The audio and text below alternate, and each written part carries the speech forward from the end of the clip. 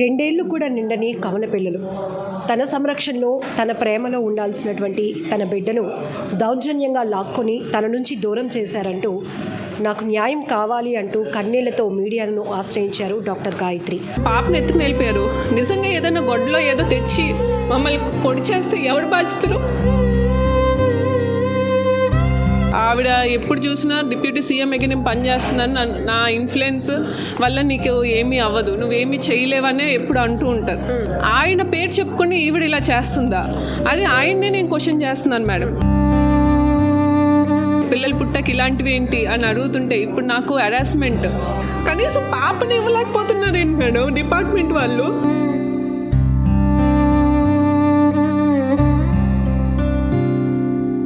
అసలు ఏం జరిగింది? ఇక్కడ ఈ చిన్న పాపను చూస్తున్నారు కదా, అసలు ఏం జరుగుతోంది? అమ్మ ఎందుకు అందరితో మాట్లాడుతున్నారు, అమ్మ ఎందుకు ఏడుస్తోందో కూడా తనకి అర్థం కానటువంటి పరిస్థితి. దాంతోపాటు కవల పిల్లలంటే తెలుసు, ఫిజికల్గా మెంటల్గా కూడా ఇద్దరూ ఒకే ఒపీనియన్తో ఉంటారు. ఇది భగవంతుడు ఒక అదృష్టంగా ఇచ్చినటువంటి వరం. కానీ ఇప్పుడు అదే ఆ తల్లికి శాపంగా మారిపోయింది. ఎందుకంటే తన భర్త తన బిడ్డని దౌర్జన్యంగా తన నుంచి దూరం చేయడం వల్ల ఒక రకంగా తను మానసికంగా కూడా కుంగిపోతున్నటువంటి పరిస్థితి ఉంది. ఇప్పుడు ఈ చిన్నారికి కూడా నాతో పాటు ఇంకొక అక్క ఉండేది కదా ఏది అని తను ఒక డైలమాలో ఉండాల్సినటువంటి పరిస్థితి. దాంతోనే తనకు న్యాయం చేయాలి. ఎటువైపు వెళ్తున్నా కూడా అటు పోలీసుల నుంచి కానీ అత్తింటి నుంచి భర్త నుంచి ఏ రకమైన సహకారం అందకపోగా తనకు అన్యాయమే చేస్తున్నారు, చివరికి కన్నీళ్లే మిగులుస్తున్నారు అంటూ ప్రగతిశీల మహిళా సంఘాన్ని ఆశ్రయించి మీడియా ముందుకు వచ్చారు డాక్టర్ గాయత్రి. అసలు ఏం జరిగింది పూర్తిగా డీటెయిల్గా తెలుసుకుందాం. ఏమైందండి అసలు? మేడం, నా పేరు డాక్టర్ గాయత్రి. వెంకట సిద్ధాంత్ అనే అతనితో నాకు 10 ఏళ్ళు ముందు పెళ్ళయింది మేడం. మాకిద్దరు పిల్లలు 23 months, ఇద్దరు ట్విన్స్ మేడం, అమ్మాయిలు. మేము 17వ తారీఖున పోయిన నెల నేను ఎంవేపీ పోలీస్ స్టేషన్లో ఫిర్యాదు చేశాను మేడం. ఆయన ఉన్న ఇల్లీగల్ అఫైర్స్ అండ్ లయబిలిటీస్, ఆయన మా అత్తగారు మా మామగారు పెట్టిన లోన్స్ ఇవన్నీ నేను ఇంకా కట్టలేకపోతున్నాను. అవన్నీ నా పేరు పైన పెట్టారు, మీరు ఇవన్నీ చేసుకుంటున్నారు. డైరెక్ట్ ఆర్ ఇండైరెక్ట్ అవి నాకు నోటీసులు వస్తున్నాయి. మీరు కట్టక, మీరు గవర్నమెంట్ ఎంప్లాయర్ కదా, మీరు పేరు పైన పెట్టుకోండి అంటే నా పేరు పైన పెట్టుకోలేమని ఆవిడ ఎవడు వాళ్ళు సైడ్ అయిపోయి భర్త లగ్జరీకి మరి భార్య కాకపోతే ఇంకెవరు అని ఆవిడ అలా చెప్తూ, ఆయన ఇప్పటికీ 10 సంవత్సరాల్లో 4-5 ఇల్లీగల్ అఫైర్స్ మ్యారేజెస్ కూడా వర్క్ కూడా వెళ్ళి చేసుకుంటే ఆ డాక్యుమెంట్స్ ఆ ఎవిడెన్సెస్ కూడా 3 నెలల ముందు కూడా ఒక అమ్మాయితో అలాగే సెటిల్మెంట్ పిఎంపాలెం పోలీస్ స్టేషన్లో అవుతే అది కూడా నేను ఎంవేపీ పోలీస్ స్టేషన్లో ఇచ్చి, సార్ నేను ఇవన్నీ క్వశ్చన్ చేసి అడుగుతుంటే పిల్లలు పుట్టకి ఇలాంటివి ఏంటి అని అడుగుతుంటే ఇప్పుడు నాకు హెరాస్మెంట్, మా కొడుకుని అలా టార్చర్ చేస్తున్నావు ఏంటి, అడిగితేనే టార్చర్ అన్నట్టు మా అత్తయ్య. ఇటు పక్కన మా ఆయనని ఇలాగే ఉంటాను, ఏం చేస్తావు అని ఆయన ఇలా మార్కెటింగ్ మేడం. ఇక్కడ మా అత్తయ్య ఏమో ఆర్డబ్ల్యూఎస్లో చీఫ్ ఇంజనీర్ సెక్రటరీ ఆఫీస్లో ఉంటారు. ఆవిడ ఎప్పుడు చూసినా డిప్యూటీ సీఎం ఎగ నేను పనిచేస్తున్నాను, నా ఇన్ఫ్లుయెన్స్ వల్ల నీకు ఏమీ అవ్వదు, నువ్వేమీ చేయలేవనే ఎప్పుడు అంటూ ఉంటారు. సో కేవలం ఆవిడ ఇన్ఫ్లుయెన్స్ వల్లే నా కేసు ఇప్పటికీ కనీసం ఎఫ్ఐఆర్ కూడా ఫైల్ అవ్వలేదు మేడం. డిప్యూటీ సీఎం దగ్గర పనిచేస్తే ఇట్లాంటి పనికిమాలిన పనులు ఎంకరేజ్ చేస్తారని అదే నేను అడుగుతున్నాను మేడం. ఇప్పుడు ఆయనే సపోర్ట్ చేస్తే ఎంకరేజ్ చేస్తున్నారా డిప్యూటీ సీఎం అయ్యుండి, లేదా ఆయన పేరు చెప్పుకొని ఈవిడ ఇలా చేస్తుందా?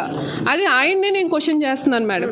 ఆయన దానిపైన ఇన్వెస్టిగేట్ చేస్తారో లేకపోతే ఎంక్వైరీయే పెడతారో, అసలు ఎందుకు ఎఫ్ఐఆర్ ఇప్పటివరకు అవ్వలేదో, అసలు నా బేబీ ఎందుకు తీసుకెళ్ళాలి? 23 months అయిన బేబీ కస్టడీలో లా ప్రకారంగా కూడా ఉన్నప్పుడు ఎందుకు పోలీసు వాళ్ళు ధైర్యంగా ముందుకొచ్చి నా బేబీని నాకు ఆయన కస్టడీలోకి తీసుకుని నా బేబీని ఎందుకు ఇవ్వలేకపోతున్నారు? అసలు 24 hours పడుతుందా మేడం పోలీస్ వాళ్ళకి ఇవ్వకుండా? అది కూడా మీ ఎక్కడో ఊళ్ళో కూడా కాదు కదా మేడం, ఇక్కడే కదా. జస్ట్ వెళ్ళి వాళ్ళని కస్టడీలోకి తీసుకున్నాను. ఏం తప్పులు చేయకుండా లేరు మేడం. ఎన్ని ఉన్నాయో అవన్నీ సబ్మిట్ కూడా చేశాను. మీకు పెళ్ళి ఎన్నేళ్ళు అవుతుంది? 10 years madam. Love come arrange madam. So ఇప్పుడు ఈ డిస్ప్యూట్స్ మొదలయ్యి ఎన్నాళ్ళు అవుతుంది మేడం? ఇది ఎప్పుడు మా ఇద్దరి మధ్యలో అలా వస్తూ ఉంటుంది మేడం. నేను అడగకపోతే బాగానే ఉంటుంది, అడిగితే మాత్రం ఇలాగే ఉంటుంది. ఇప్పుడు పిల్లలు పుట్టిన తర్వాత రీసెంట్గా 3 months ముందు ఇలాగే ఒక అమ్మాయితో ఇల్లీగల్ ఎఫ్ఐఆర్ ఇవి పెట్టుకుని అది పోలీస్ స్టేషన్ వరకు వెళ్ళి అది కాస్త సెటిల్మెంట్ కూడా అయ్యి డబ్బిచ్చి ఇవన్నీ జరిగితే ఇంతవరకు వచ్చింది ఏంటి? పిల్లలు పుట్టాక కూడా ఇది కరెక్ట్ కాదు అని ఇప్పుడు కూడా నేను నిలదీసి అడుగుతుండటంతో ఇప్పుడు ఇంకా సివియర్ అయింది మేడం. ఇప్పుడు ఇంకొక బేబీని ఎప్పుడు తీసుకెళ్లారు? నిన్న ఉదయం మేడం. నిన్న ఉదయం మేము పోలీస్ సిఐ మన ఎంబీపీ పోలీస్ స్టేషన్ ప్రసాద్ గారు, ఎస్ఐ భవ్య గారు నన్ను పిలిచి కొన్ని రోజుల ముందు, అమ్మ మీ ఆయన వస్తారు, వచ్చి పిల్లల్ని చూసుకుంటారంటే, ఆయన చాలా ఘోరంగా ఉంటారు సార్, మీకు తెలియదు, వచ్చి పిల్లల్ని పట్టుకెళ్ళిపోతే ఏంటి బాధ్యతలు, ఎవరు నాకు సపోర్ట్ చేస్తారంటే, మేము ఎందుకు ఉన్నామమ్మా పోలీసులు, మేము ఉన్నాం కదా, అలా ఎందుకు పట్టుకెళ్ళిపోతారు, తండ్రి కాబట్టి వచ్చి చూసుకుని వెళ్ళిపోతారులే, ఏమి అనరు ఏమి చేయరు, నేను చెప్తానులే అన్నారు మేడం. ఆయన హామీ ఇచ్చారని మేము అలౌ చేసాం. మా ఇంటికి వచ్చి పిల్లల్ని చూసుకుని వెళ్తున్నారు మేడం. అలాగే వచ్చి చూసుకుని వెళ్తున్నారు కదా అన్న దాంతో మేము ఉండి నిన్న మేము స్నానం చేపిస్తూ రెడీ చేపిస్తూ ఉండగా 10 o'clock ఆ టైం 10:30 ఆ టైంకి ఒక బేబీని స్నానం చేసి ఫ్రెష్ అప్ చేస్తాం. ఆ బేబీని పట్టుకుని ఈ బేబీని నేను బాత్ చేపిస్తున్నాను, ఇంకా ఎవరు వాళ్ళ పనిలో ఉన్నాం కదా అని పట్టుకుని ఇలా వెళ్ళిపోతుంటే నేను నా మేడ్ ఆపనారు, అద్దుకుంటే మమ్మల్ని తోసి బలవంతంగా పెడిగెట్టుకుని వెళ్ళిపోతే ఆయన తెచ్చుకున్న ఒక తాళంక లాక్ మా ఎంట్రన్స్ గేట్కి వేసి వెళ్ళిపోయాడు మేడం. మేము ఆయన వెనక్కి రాకుండా దీన్ని ఈ స్టేజ్ ఎందుకు వచ్చింది, నా ఎఫ్ఐఆర్ ఫైల్ అవుతే నాకు ఇలాంటిది అవ్వదంట, నాకు చాలా సెక్యూర్ అవుతుంది. ఇద్దరు కవల పిల్లలకి ఎంత మీ ప్రొటెక్షన్ అవసరమో అందరికీ జనరల్గానే తెలుసు. ఇద్దరిని విడదీయడమే పెద్ద పాపం. అట్లాంటిది తండ్రిగా అతని కన్సర్న్ లేదా? అసలు ఒక బిడ్డని అట్లా లాక్కొని వెళ్ళిపోతుంటే మీరు పక్కన పెట్టండి, ఈ పాప ఎలా ఉంటుందన్న కనీసం ఆలోచన అతనికి లేదు. అదే నేను అడుగుతున్నాను మేడం. అది ఏదన్నా అంటే ప్రేమ ఇది అది అని అంటున్నారు. నిజంగా ప్రేమ ఉంటే ఎక్స్టర్నల్ అఫైర్స్ ఎందుకు పెట్టుకుంటారు? ఎందుకు ప్రేమ ఉంటే ఎందుకు ఈ పాప దగ్గర నుండి విడదీస్తారు? ఇదంతా తన క్రూరాలిటీ ఇదే క్లియర్గా తెలుస్తుంది కదా. కేవలం మానసికంగా నన్ను కొల్లదీయడానికే తప్ప ఇంకేమీ కాదు కదా. ఏమి సాధిస్తారు దానివల్ల? వీళ్ళిద్దరు నేను తీసుకెళ్ళాను మేడం. ఇలా నాకు ఎఫ్ఐఆర్ కనుక ఫైల్ అయ్యి ఉంటే రోజు నేను తిరుగుతున్నాను, ఎఫ్ఐఆర్ ఫైల్ అవ్వలేదు సార్, ఏంటి ఇలాంటి నాకు ఎంతో ఇన్ఫ్లుయెన్స్ ఉంది. పెంటారావు గారు ఏసీపీ చేసి రిటైర్మెంట్ అయిన ఆ పెంటారావు సార్ కూడా ఆయనకి మామగారు అవుతారు మేడం. సో ఆయన ఇన్ఫ్లుయెన్స్, నేను వెళ్ళాక కూడా కౌన్సిల్లో నేను వచ్చానని ఫోన్ కూడా వెళ్తుంది సిఐ ప్రసాద్ సార్ దగ్గర నుండి. సో ఇదంతా నేను చూస్తున్నాను సార్, నా ముందే ఇన్ఫ్లుయెన్స్లు అన్నీ అవుతున్నాయి. కేసు పెట్టమంటే కౌన్సిల్ అంటారేంటి సార్? నా కేసు కావాలి అంటుంటే వెన్ ఐఎమ్ సేయింగ్ కేస్, నేను కేసు కావాలి అంటుంటే ఒక కౌన్సిల్ అంటే అనుకోవచ్చు, 2 కౌన్సిల్, ఇంకెన్నిసార్లు కౌన్సిల్? ఏం అవుట్పుట్ రాకపోతే ఎందుకు ఇంకా కౌన్సిల్? Time waste. నేను ఎంతకాలం అని ఇంట్లో అలా ఉండిపోయి బంధించాను. పేరెంట్స్ సపోర్ట్ ఏంటండి? ఇందాక మీరు అన్నారు ఒక పోలీస్ ఫ్యామిలీ నుంచి వచ్చిన నాకు ఒక డాక్టర్ అయ్యుండి కూడా ఈరోజు ఇట్లాంటి పరిస్థితి వస్తుందని అనుకోలేదు. ఏంటి నాన్నగారు? డాడీ డిఐజీ చేసి రిటైర్ అయ్యారు మేడం. సో ఈ వాజ్ లేట్, హార్ట్ స్ట్రోక్ వచ్చి చనిపోయారు. Rajaratnam Naidu. Mother house wife. మేము డిపార్ట్మెంట్ ఫ్యామిలీ అనే మాది లవ్ కమ్ అరేంజ్ అయ్యింది, మా పేరెంట్స్ ఇష్టం లేకుండా కూడా. సో దాని తర్వాత సినారియోస్ అన్నీ మారిపోయాయి. అది అంతా చాలా అప్స్ అండ్ డౌన్స్ కూడా ఉన్నాయి. బట్ అదంతా పక్కన పెడితే ఈవెన్ డిపార్ట్మెంట్లో ఉన్న నాకే నేను అవ్వట్లేదు, ఇలాగ న్యాయం జరగట్లేదు అంటే ఇంకా నార్మల్ వాళ్ళకి ఇంకేం న్యాయం జరుగుతుంది? దట్టు నేను చెప్పినప్పుడు నాకు అంత నాలెడ్జ్ లేదు, కానీ సిఐ ఎస్ఐ గారు వీరి డిపార్ట్మెంట్ వాళ్ళు ఇలాంటి బోల్ కేసులు చూస్తారు కదా మేడం. అమ్మ నీకు ప్రొటెక్షన్ అడుగుతున్నావు, ఎఫ్ఐఆర్ ఫైల్ చేస్తావు, నీకు బిడ్డకి ప్రొటెక్షన్ ఉంటుంది, రేపు ఎవడు వచ్చి ఏం జరిగినా ఏమను. ఇప్పుడు ఇది అయింది మేడం, పాపను ఎత్తుకుని వెళ్ళిపోయారు. నిజంగా ఏదైనా గొడ్డలో ఏదో తెచ్చి మమ్మల్ని పొడి చేస్తే ఎవరు బాధ్యతలు? ఇప్పుడు ఆ పాప ఎక్కడుందో కూడా తెలీదు. నిజంగా ఇప్పటికొచ్చి 24 hours అవుతుంది, చూపించలేదు. కనీసం పోలీసులు 5 minutes 10 minutes అవ్వదా మేడం? కస్టడీలోకి తీసుకొచ్చు కదా నేను పెట్టిన ఎఫ్ఐఆర్ ఇవన్నీ పట్టుకుని. ఇప్పుడు పెట్టలేదు కదా మేడం ఎఫ్ఐఆర్. కనీసం పాపని ఇవ్వలేకపోతున్నారేంటి మేడం డిపార్ట్మెంట్ వాళ్ళు? లా ప్రకారంగా కూడా ఉంది కదా మేడం నాకు ఇవ్వాలని. మ్యామ్ ఏంటి అసలు ఈ పరిస్థితి? గతంలో కూడా ఎవరైనా అమ్మాయిలకు కానీ మహిళలకు అన్యాయం జరిగితే ఖచ్చితంగా మీరు వాళ్ళకి సపోర్ట్గా నిలుస్తారు.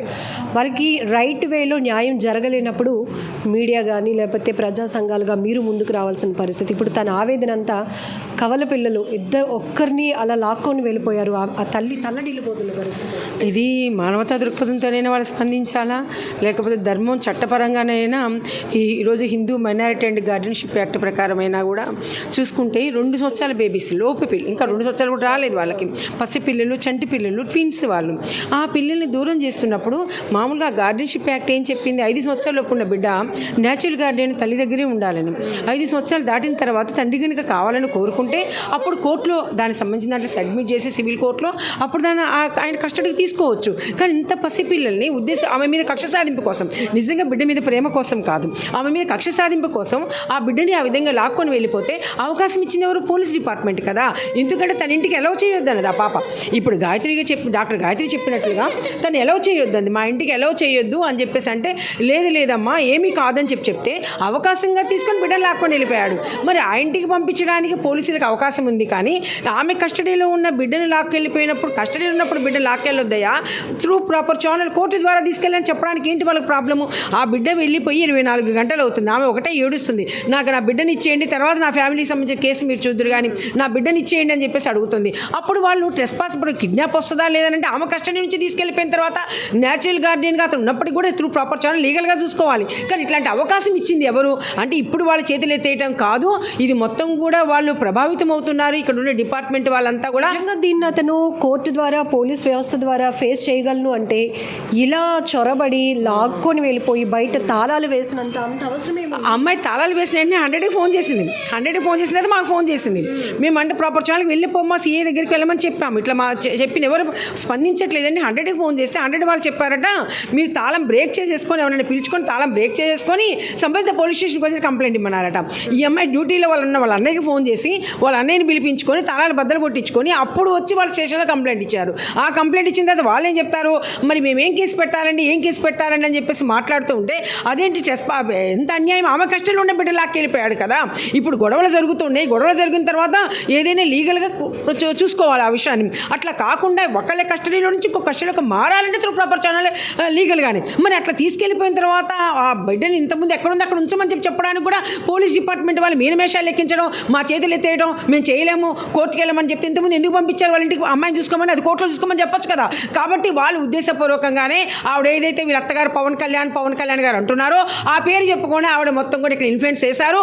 అదేవిధంగా పోలీసు నిర్లక్ష్యమైనా కావాలి, డబ్బు అయినా కావాలి, లేదా అధికారమైనా కావాలి, పలుకుబడైనా కావాలి, ఇవన్నిటిని కూడా ఉపయోగించి వాళ్ళు మేనేజ్ చేస్తే మేనేజ్ అయ్యే యంత్రాంగం ఇక్కడ ఉంది. కాబట్టి ఈ అమ్మాయికి అన్యాయం జరిగింది.